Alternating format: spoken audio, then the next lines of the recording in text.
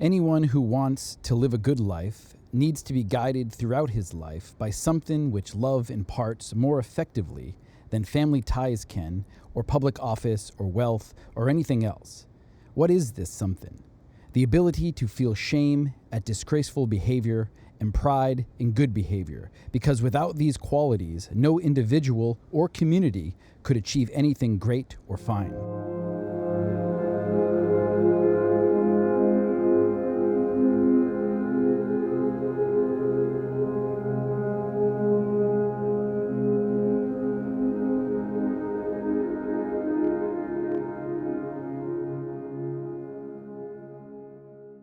Welcome to Positive Read-Ins. Today's episode is on Plato's Symposium.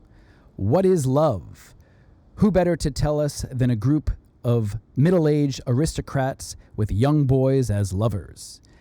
Before we get into it, though, I'd like to remind everyone else that they can express their love by purchasing a copy of the novel Commuting. You can link to it in the description. You can also link to the Gymnasia Press website where you can see other works there. Please check it out. It will be greatly appreciated.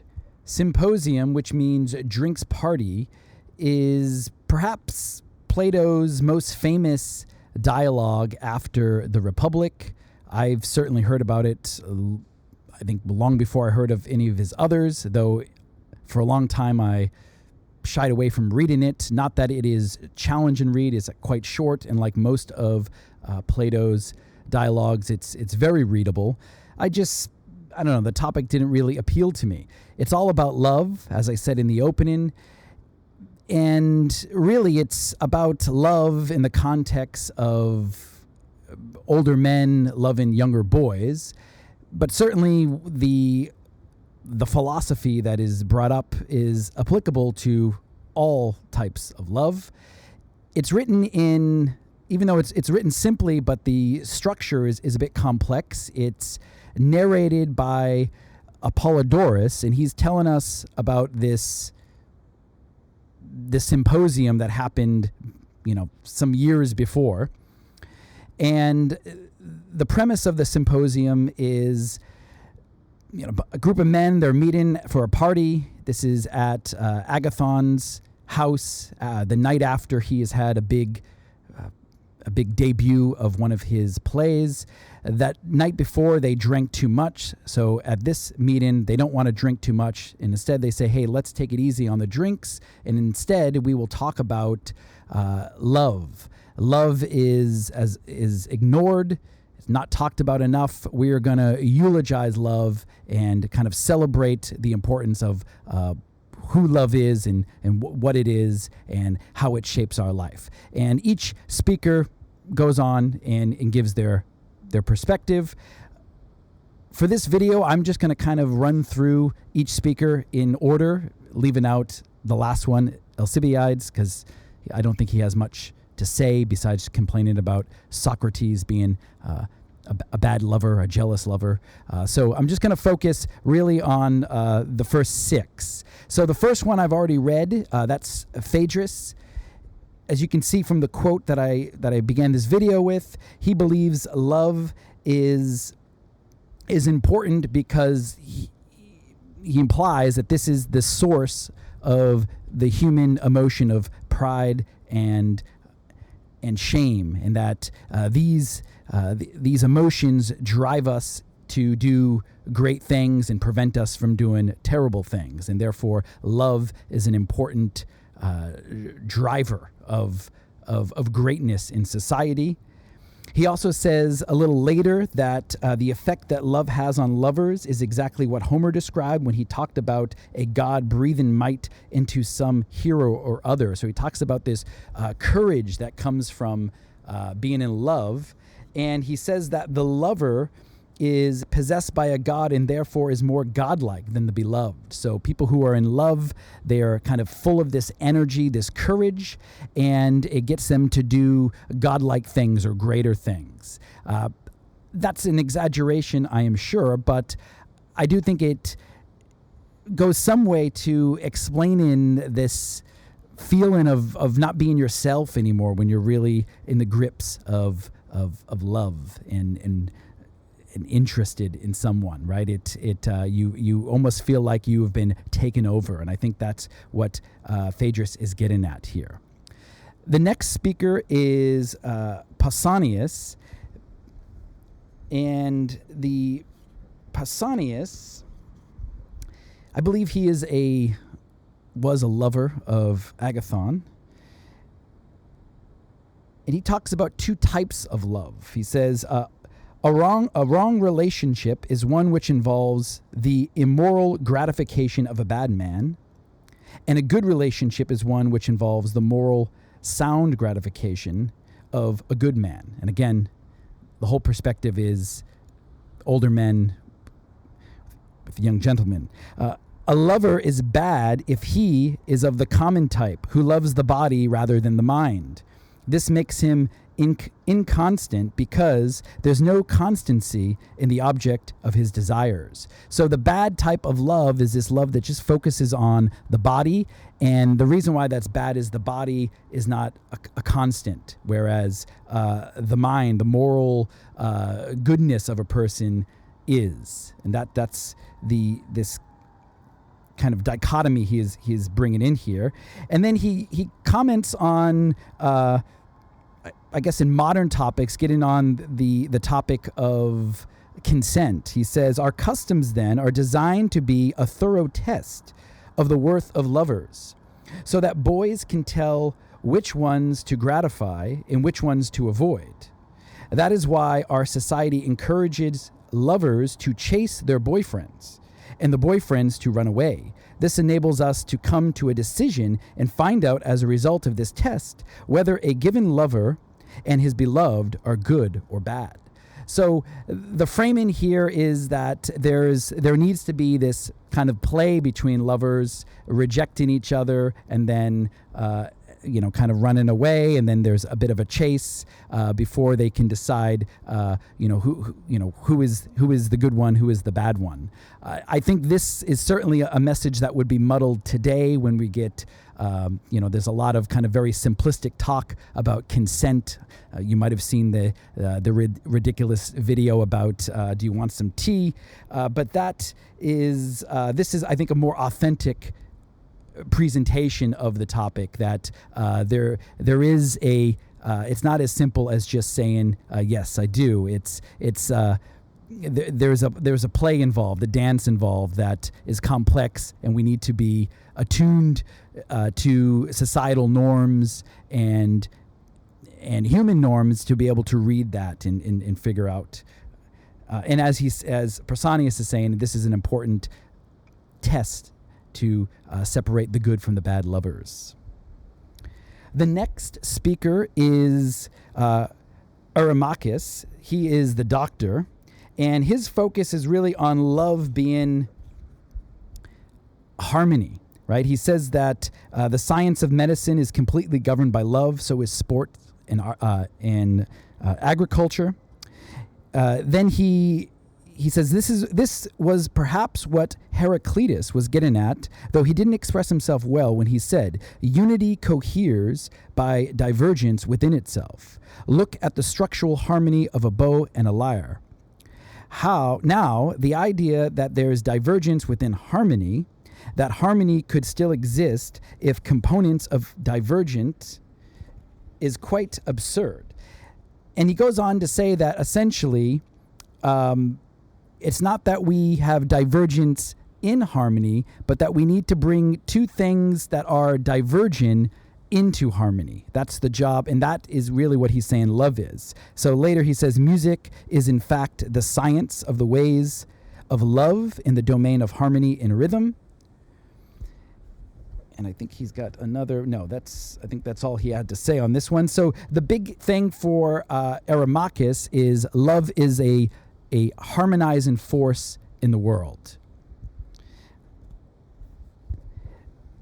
The next speaker is Aristophanes, and this is where I think most of the talk about this dialogue comes from.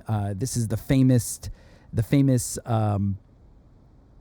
theory about people being split at birth and then spending the rest of their lives trying to find their other half. This comes from Aristophanes' speech. And Aristophanes was a kind of a famous comedian, playwright at the time.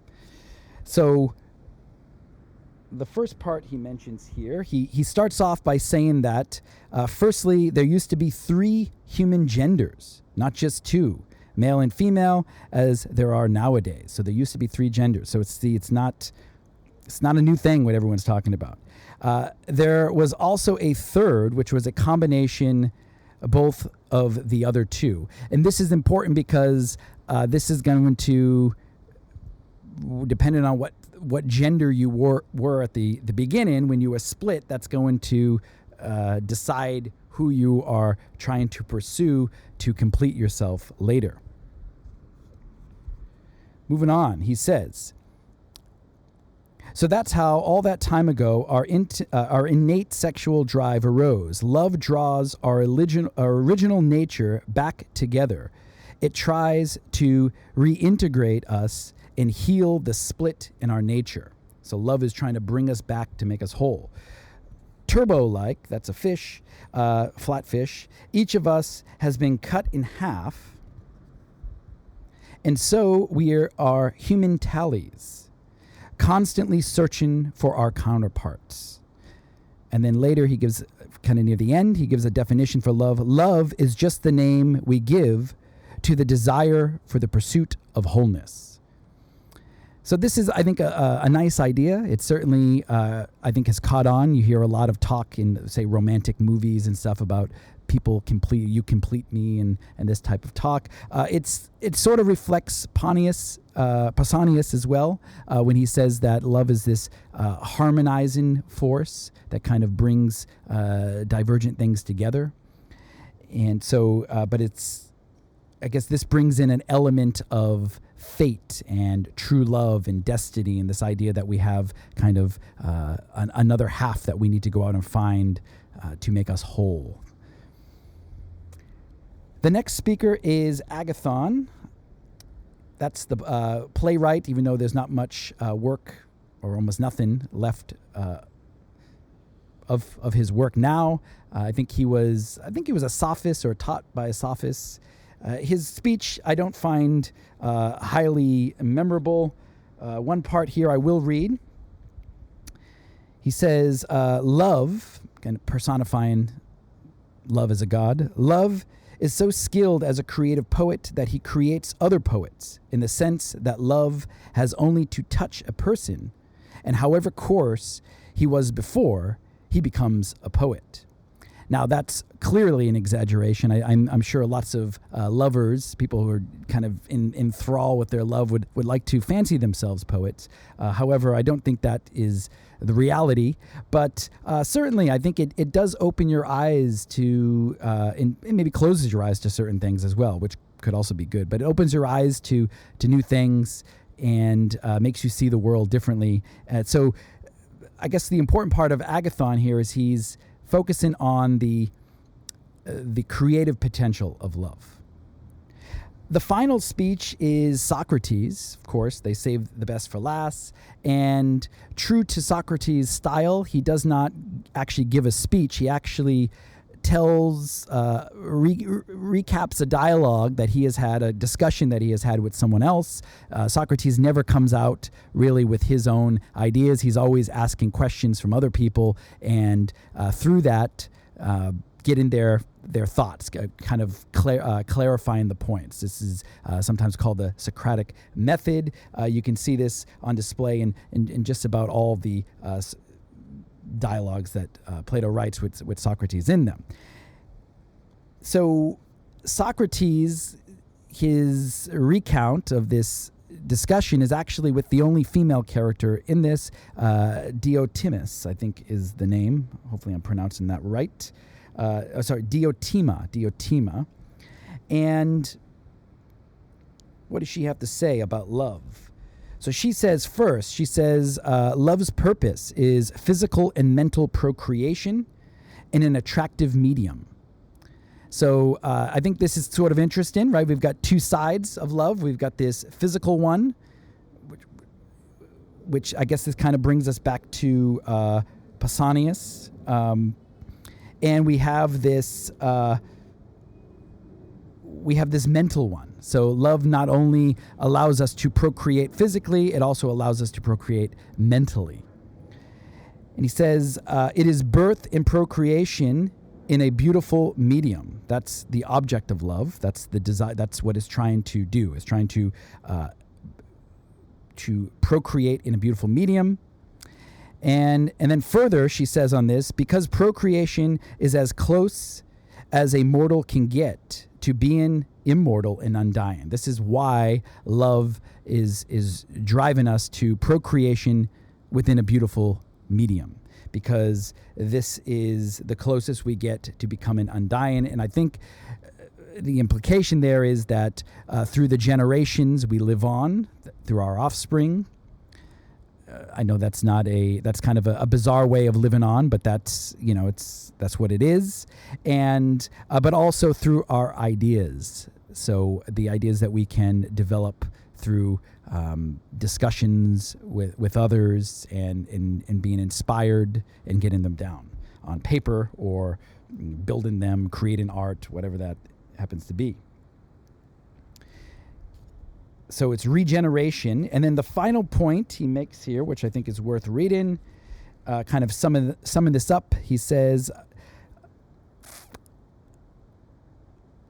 I try to win others as well round to the view that in the business of acquiring immortality, it would be hard for human nature to find a better partner than love. So Socrates, ultimately, the drive here for love is finding immortality through love. So that's the kind of the the 6 views of love, I think, that are all different, but they have important overlaps. So hopefully this will help viewers in their own endeavors in love. And yeah, I hope you enjoyed this. Thank you.